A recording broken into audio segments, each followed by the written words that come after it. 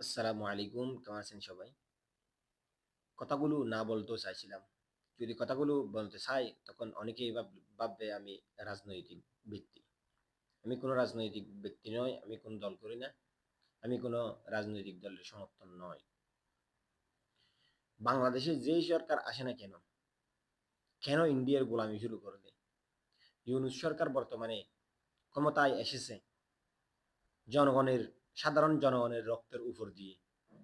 তারপরেও ইউনূস সরকারও কেন ভারতীয় গোলামি দেখতে পাচ্ছে না?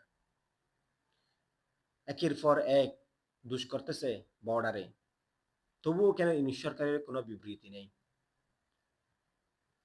কালকেও একটা দেখলাম, বাংলাদেশ বর্ডারে বিএসএফ ঢুকে ছাগল চুরি করে নিয়ে গেছে।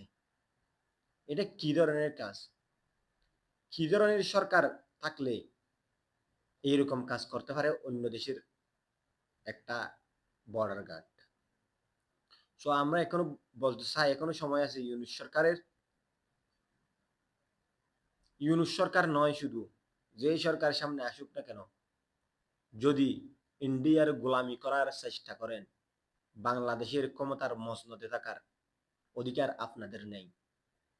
সেটা মনে রাখেই বাংলাদেশে ইলেকশন করিয়েন। বাংলাদেশের রাজনীতিবিদরা এতই নোংরা রাজনীতি করে, সেই কারণেই মনে হয় এই এই ইন্ডিয়ার গোলামি করতে হয়।